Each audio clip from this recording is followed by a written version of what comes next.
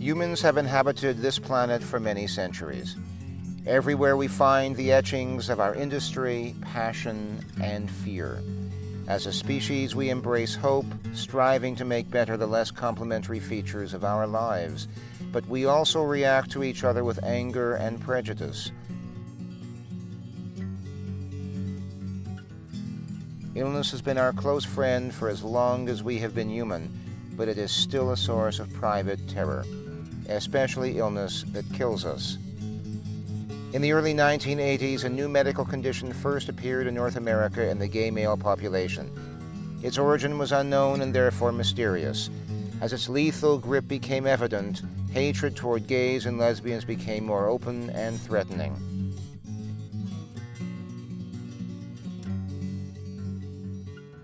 I grew up, I'm a farm boy. I grew up at 5 Mile Creek, just east of Grand Prairie.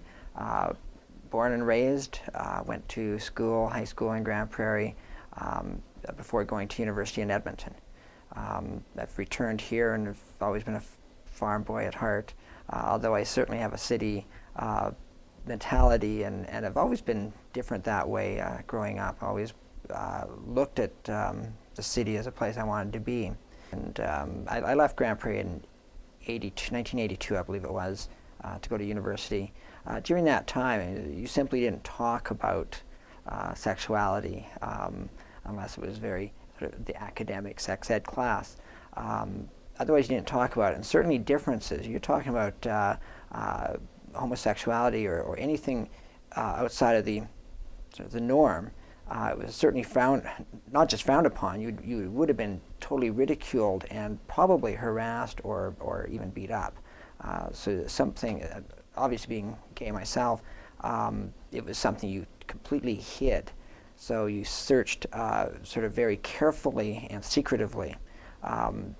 In the 1980-81, when HIV and AIDS started hitting the news, in fact at that time it was called GRID, gay-related immune disorder, and they started talking about homosexual men on the news.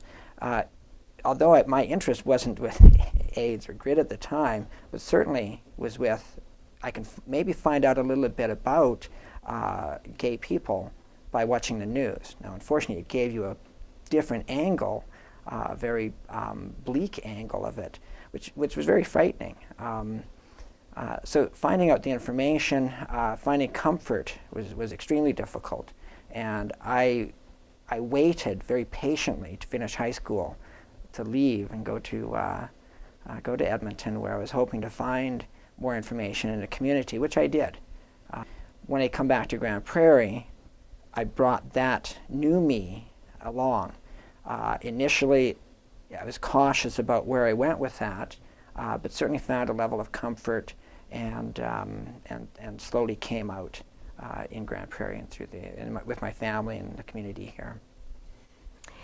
Over the last 19 years, the earlier part of those years, when you go into a classroom, you'd never hear of anyone that has come out. Within the last several years, what's interesting, several students have come out. Now, not to us personally, but the teachers have told us. And the atmosphere in the schools, and one school is a very rural school, which was very interesting because this school was incredibly supportive for this young person. Teachers were the administration. When that also translates down to the students. In the classroom setting, females tend to be more comfortable with the topic of homosexuality as compared to the young men. The young men have a lot of trouble with it. There's a lot of anger and a lot of harsh words used in relation to the gay population, which is very interesting. I came out to my sister mainly because she was the only person I'd ever heard in my whole life speak of homosexuals positively, that it was okay. Other than that, I'd never heard anything like that. So I knew her point of view on it, so I felt like I was comfortable enough to tell her that, because I knew that her reaction would be good and she'd be more comforting and help me a bit more with it. Because when I did come out to her, I almost had the mentality, actually I did have the mentality that it was wrong at that time. people just, they didn't know very much about it just because nobody, if someone was gay, they would never come out because it was just not talked about. So people would try and bring it up as minimal as possible, and then if they did, it was negative just because they didn't know anything about it, so they were scared of it. What about your family? How would My you describe family, it? they were the same way until I came out. And then once you come out, people start to realize, they put a face to it so they can understand a bit more that homosexuals are still people, and so they learn to accept it a lot more actually, and understand that it is something that happens and can happen very easily. When I go to a classroom setting, the students often, as they're coming into the classroom, the atmosphere is very jovial. They're going to be talking about sex, a lot of laughing, jostling around. But then once the class actually starts and I present to them the opportunity that we can now talk about sex, let's talk about openly, look at some of the issues, discuss the things that they're concerned about, that they're not sure about, the classroom becomes very silent. They're very uncomfortable because they are raised in a society where talking about sex is something we do not do. That's not part of our culture. We don't talk about it.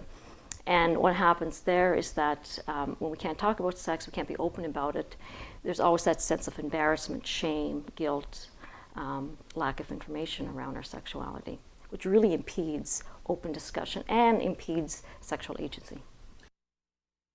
Some will make judgmental comments. Others are more open than you expect them to be. I think there's a sense that when they're with a group of peers, they're supposed to be tough. It's very redneck in northern Alberta. There's a bit of a mentality that, you know, everybody's a tough cowboy kind of a thing. And that they may, amongst their peers, make comments that are gay bashing. But when you actually sit down with people and talk to them a little bit, that dissipates some. And when you actually say, well, you know, how do you feel about that? It does get it on a more personal level. Most people will say, well, I have a friend, or I have a cousin, or I have somebody I know, and they're just great, and they're just like you and me, and that falls away. People, of course, in the early days, certainly connected AIDS with homosexuality and with perversion, unless you were one of the innocent victims who got it from a blood transfusion. People do still believe that HIV/AIDS is a big city disease. And although we live in a very global community where people are back and forth to cities within the province, cities within the country, or even throughout the whole world, people still feel that their isolation protects them. And so we have to work really hard at making sure they understand that it's not where you live, it's what activities you participate in and what you're exposed to. Youth really do feel they're invincible. They feel that this will happen to somebody else, it won't happen to them, they're going to be okay. They're the risk takers of the population for sure. And so we try to reach them in a way that says we're not judging what you do, but here's a couple tools that you can use just to lower your risk while you still participate in the activities you want to participate in, but just here's a couple things that can then help you out and prevent an HIV infection. Northwestern Alberta is a mixture of an older, less economically developed Albertan culture and a newer, dynamic, resource-driven society. It is also a place with assorted views towards sexual and social change and same-sex sexuality. The Northern Alberta area is a lot more receptive to all other alternate lifestyles or homosexuality than it is given credit for. I personally have not come across any discrimination in this area, and I think there's a lot of not necessarily open-mindedness, but I think if a person is just being themselves, they're not really going to come up against too much hostility. I think most of the people in my life would be pretty open to meeting somebody with HIV or AIDS and, you know, not have a big deal with it. I think it is changing. I don't think that impact has taken place quite yet. I think it's a little slower than it is in the urban centers. But some of my experience has been whether you're in a downtown Calgary or 200 miles north of Grand Prairie, there will always be individuals who just you can't change the way they think, and they have a perception that's just the way it's going to be. Whether that perception comes from their upbringing or their background, or just they're very conservative and they lean one way. But similar, you'll find individuals 200 miles north of Grand Prairie who are very open-minded and very in touch with the reality and want to help with educating and the awareness. People get HIV, they don't get AIDS, and AIDS comes from having HIV over a long period of time and your immune system being compromised and taking hold of these other illnesses because of your immune system being compromised. So you don't get the AIDS virus, you get the HIV virus. When I talk about condom use, I talk about levels of risk. So I talk about high risk, low risk, or no risk. And when you don't use a condom and engage in unprotected sex, that's considered a high-risk activity. When you use a condom, that's considered a low-risk activity, and when you don't engage in sex at all, it's a no-risk activity. I think that knowledge is really power, and that the best way to prevent AIDS is to let people know what it really is all about, what's going to happen to a person who gets an infection, and not just telling people to use condoms because that's what they should do, but really letting people know what HIV and AIDS and other sexually transmitted diseases are all about. The cycle of HIV looks at the viral load at different stages in its life, I guess. So when someone's first infected with HIV, they are going to obviously have a really low viral load, and it takes some time in the body to reach a higher viral load. So when you go and get tested, if you think that you've engaged in a high-risk behavior, say the weekend before, and you go and get tested on Monday, you're not going to show to be HIV positive. There's actually a 3 to 6 month window period, they call it, and before your test will show positive. So our approach with youth, as in most groups that we work with, is a harm reduction approach. Making sure that they understand the risks, making sure that they know the tools that they can use to lower those risks, and then trying to work on their confidence levels to say, you're capable of making good decisions for yourself, go ahead and make them. And working on them respecting themselves as well as respecting others around them in those choices. Because there's a big difference in having knowledge and applying that knowledge to your own life. And so we try with most groups to get really up close and personal with them, to get them thinking about how can they lower their risks. Not hypothetically how can risks be lowered, but how can they tomorrow or today or the next day lower their risks. And we do that with any population, whether it's gay youth, whether it's prisons, whether it's Aboriginal populations. We need to listen and we need to engage. As soon as you start to talk to people about HIV, you need to talk to them about sex. You need to talk to them about drug use. You need to talk to them about all kinds of things. And so when you do that in a very open manner, very matter-of-factly, it's amazing what kind of conversations can come up. And people feel comfortable talking about things that in other settings they might not feel comfortable in. I developed a community of friends and relationships and so forth in the gay communities in Edmonton, Calgary, Vancouver, Grand Prairie, and sort of around. And very slow, well, not even slowly really, over a period of about 10 years, I saw that community decimated. I saw my friends disappear very quickly. Roommates, lovers, people quickly got sick. People were quickly died, and it kind of hit head about 1991 when I actually went to 3 funerals in one day. And this was my community disappearing very quickly, and discovered that, boy, all of a sudden I'm very alone. and I'm trying to find where's my community, where's my friends, where are my people, and you know, the people I sort of grew up with and came out with and went through this with, practically all of them are gone now. And I don't have that history, I don't have that connection anymore. I would hope that the work that the HIV North and other AIDS service organizations do, and what I do professionally as well, will hopefully someday prevent others from going through the same kinds of things, the emotions and the loss that I've experienced. It's difficult to know whether that's going to happen.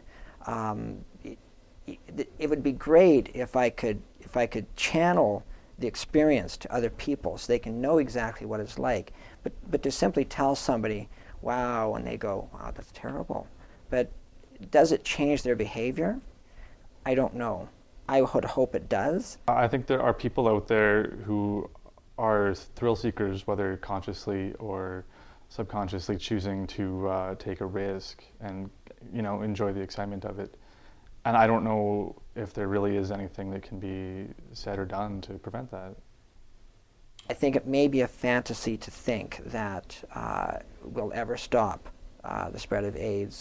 One of the things that's happened over the past 2 decades of AIDS with the gay community, I think, in the end, I think it's made the community more cohesive. It's brought it together and it's made it stronger. As these individuals who, the gay community, which was oppressed, has stood up not only against AIDS and HIV, they've stood up against governments, against health organizations. They've stood up and said, these are our rights, this is who we are, and this is what we need. And I think that's given advantages also to other communities and outside of the gay community. But certainly it's made the gay community more connected and stronger. It was as I was growing up and I saw these messages of bleakness of what the gay community was, certainly that changed over time, and I think the gay community is a very strong and active community which has a lot of connections outside of its own community with other organizations, including the churches, with government and so forth. Educating about HIV and AIDS means informing and respecting the people we educate. We do best when we do not confine ourselves to a list of behavioral outcomes. We do best when we emphasize the plight and the triumph of our humanity. We do best when we respect individuals by respecting their choices.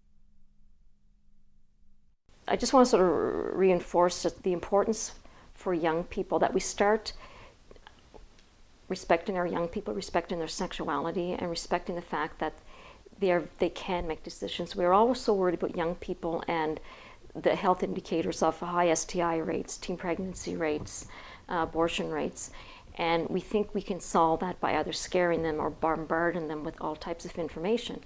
Yes, the information is important, but until we start really looking at our young people as sexual beings and respecting that, and talking openly with them, not hiding, not assuming that they're bad, that what they do is bad, that their desires are bad. I think we really need to push that whole concept of we are able to make good decisions for ourselves. You are able to make good decisions for yourself. And once we start changing how we look at our sexuality, that's not a bad thing, it's part of who we are, something we should celebrate, then I think we'll see the concerns around STI rates and teen pregnancy rates, abortion rates. I think then we'll see a change. A vision of apocalypse, interlocked with ruby lips of pride. Hatchling crimson arrogance of apathy and pestilence defied. What shall we do with you? Anomaly, catastrophe, the failure of misanthropy. And how can we torture you? Insufferable, innocent, you apoplectic, dissident, parasitic, miscreant, everything we wanted you to hide.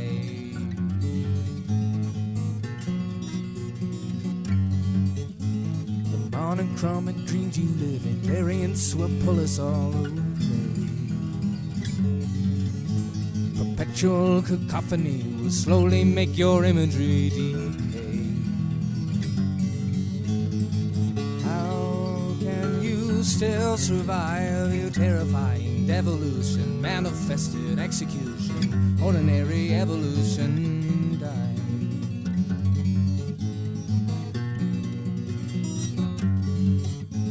Our culture can emulsify, monotony will multiply our hate. Can't you see our diffidence is breaking down your influence on fate? You're so dangerous, eroding all our confidences, looking past our differences. True, it's so strange for us, moving in a new direction, delving into disaffection, fallible indignity, cause us all to try and see your own pride. Enraptured by integrity, we found the possibility to deny. Why have we come to you? We're insular subordinates, consequential intricates, survivalist impediments, and all we have to move against are obsolescent conduits of pride.